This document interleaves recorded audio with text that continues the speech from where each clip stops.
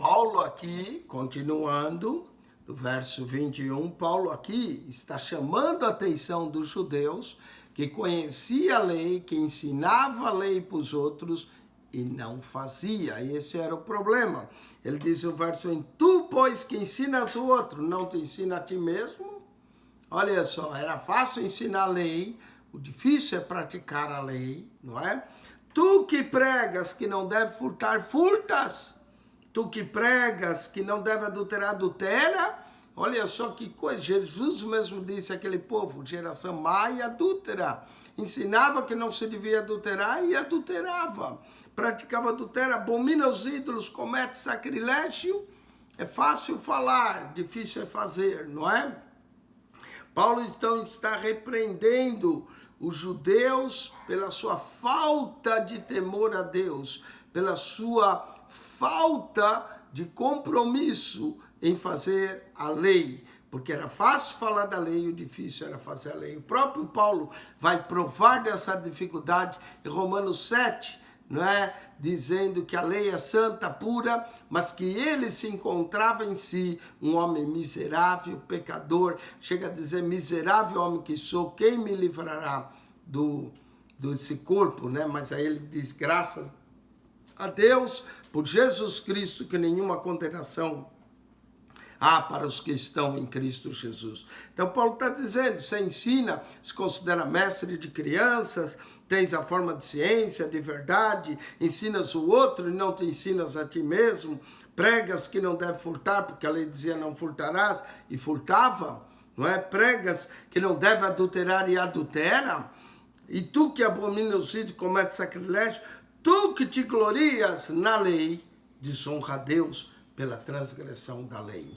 Não é? Nós temos a lei, conhecemos a lei de Deus, mas desonrava a Deus toda vez que transgredia a lei de Deus. Note que Paulo vai mostrar que ninguém tem desculpa diante de Deus. Não interessa, os gentios praticavam toda a imoralidade, todas as coisas torpes, mas os judeus que pregavam uma coisa e fazia outra também não eram diferentes dos gentios. Por isso que Paulo vai mostrar essa universalidade do pecado, porque é fácil falar da lei, mas acaba transgredindo a lei. Não é? E mesmo que a pessoa violasse apenas um, era culpado de toda a lei. Porque como está escrito, o nome de Deus é blasfemado entre os gentios por causa de vós. Não é? Mais três coisas de Deus no capítulo 2. Juízo de Deus, verso 2, verso 5, Paulo fala do juízo de Deus. Verso 4, da benignidade de Deus, e agora o nome de Deus. O nome de Deus é blasfemado entre os gentios por causa de vós. Quando os judeus, que deveriam serem representantes de Deus, serem anunciadores da mensagem de Deus, dos oráculos de Deus, ser luz para os gentios, ser luz para aqueles que estavam nas trevas, não faziam, não praticavam a lei de Deus. Paulo está dizendo que eles estavam blasfemando o nome de Deus. Talvez a gente vai entender a oração do Pai Nosso. Pai Nosso que está no céu, santificado seja o teu nome. Deixa eu perguntar, o nome de Deus já não é santo? Por que tem que ser santificado? Porque tem que ser santificado na nossa vida. Né? O livro de Ezequiel, no capítulo 36, verso 20, diz, quando eles foram levados para as nações como cativos, blasfemaram o bom nome de Deus, porque diriam, não era esse o povo de Deus? Por que Deus não os livrou? Então, por causa do pecado deles, eles blasfemaram o nome de Deus, não santificando o nome de Deus. O nome de Deus tem que ser santificado em nós. Toda vez que nós cometemos algo e damos escândalo ao nome de Deus, e por isso Jesus falou, ai daqueles que trazem o escândalo. Temos que tomar cuidado para que o nome de Deus não seja escandalizado em nossas vidas e faça com que as pessoas blasfemem e falem mal de Deus, falem mal da igreja, por causa de muitas pessoas que não vivem de acordo com os oráculos de Deus, com a vontade de Deus, de acordo com a verdade de Deus, e aí vivem de forma que leva o nome de Deus a ser blasfemado. E ele diz, e o nome de Deus para os judeus são blasfemados entre os gentios por causa de vós. Agora Paulo vai falar da circuncisão, não é? Por quê? a circuncisão é, na verdade, proveitosa. A circuncisão é boa se tu guardares a lei. Mas se tu é transgressor da lei, a tua circuncisão se torna incircuncisão. Uau, que coisa tremenda! O apóstolo Paulo está revelando a verdadeira circuncisão. A verdadeira circuncisão só é válida se a pessoa é um observador da lei e glorifica a lei. Como ninguém consegue observar e guardar a lei, como todas as pessoas acabam transgredindo a lei, então para Paulo aquela circuncisão não valia de nada.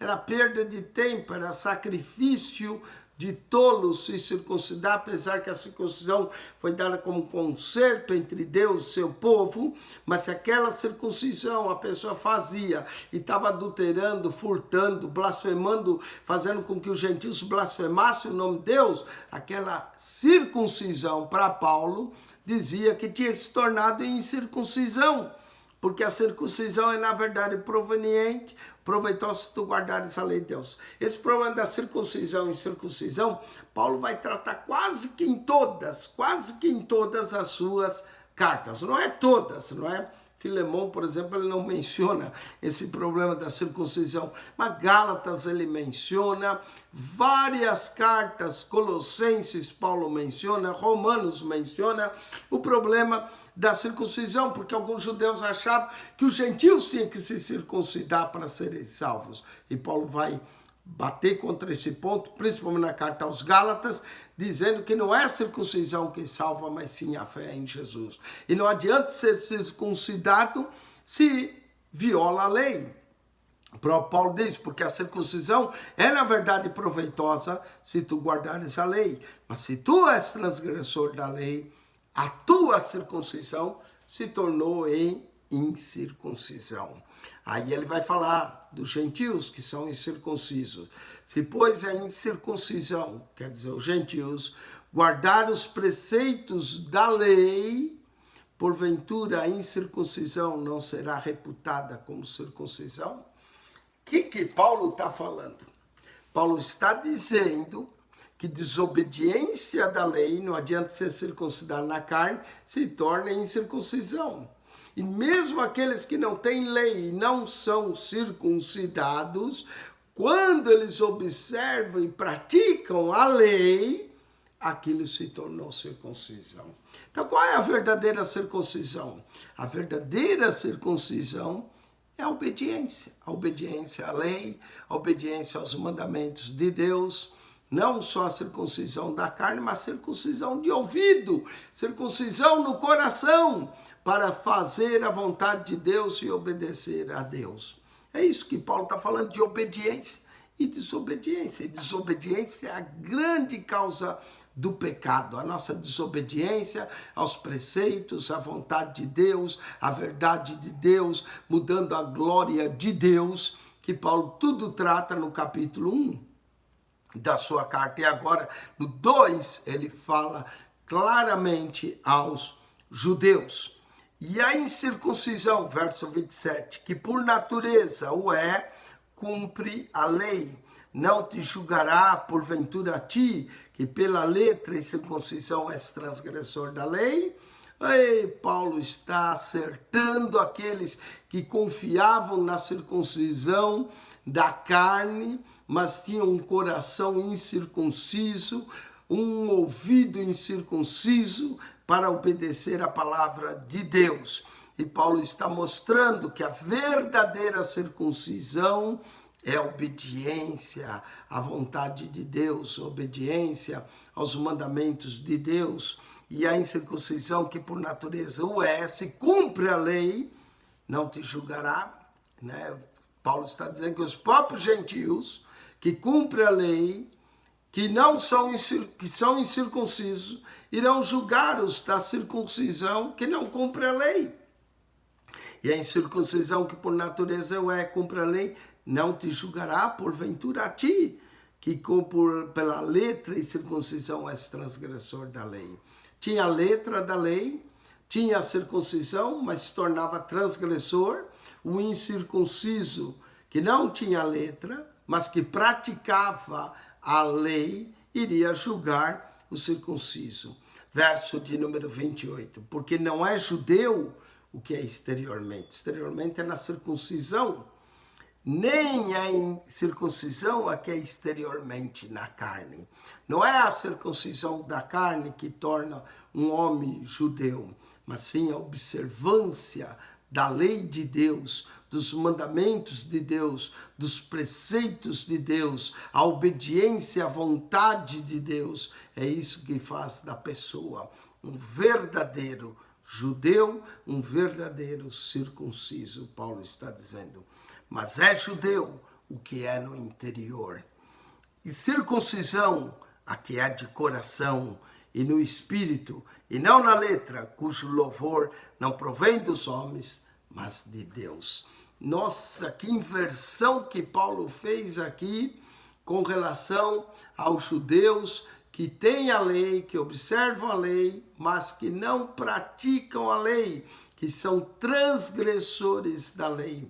E aqueles incircuncisos, gentios, que não têm a lei, mas que naturalmente praticam a lei, que observam a lei de Deus, que são praticantes no seu coração. E aí Paulo vai mostrar que esse é o verdadeiro circunciso, que a circuncisão verdadeira não é aquela no exterior, na carne, mas é aquela no interior, não na letra, cujo louvor não provém dos homens, mas de Deus.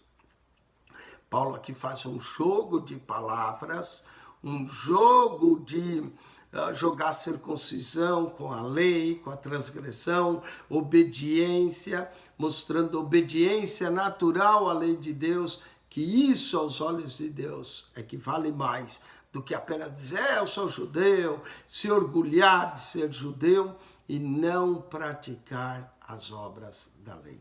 Com isso, nós concluímos o capítulo 2, volte para a explicação do capítulo 3, que vai ser mais ou menos a conclusão, que Paulo vai pegar do capítulo 1 dos gentios, dos judeus, e depois vai mostrar a universalidade do pecado, Deus encerrando a todos debaixo do pecado, para usar com todos de misericórdia. Amém? Com isso nós concluímos, esse capítulo 2 tem duas partes, uma parte que nós cobrimos do verso 1 ao verso 21, 22, e a segunda parte do verso 22 ao 29. Se você está assistindo a segunda parte primeiro, volte e assiste a primeira parte, amém? Até agora nós temos feito tudo duas partes, a introdução tem duas partes, o capítulo 1 tem duas partes, o capítulo 2 também tem duas partes, amém? Então assista a parte A, parte B, parte A, parte B do capítulo 1, parte A, parte B do capítulo 2, parte A, parte B da introdução da carta de Paulo aos Romanos. Que Deus te abençoe, que a graça de nosso Senhor e Salvador Jesus Cristo seja contigo, o amor de Deus, nosso Pai, e a rica consolação do Espírito Santo, que esteve convosco para mais esse programa, trazendo um comentário do Novo Testamento, verso por verso, Pastor Eugênio Piacentini. Deus te abençoe ricamente em Cristo Jesus. Amém.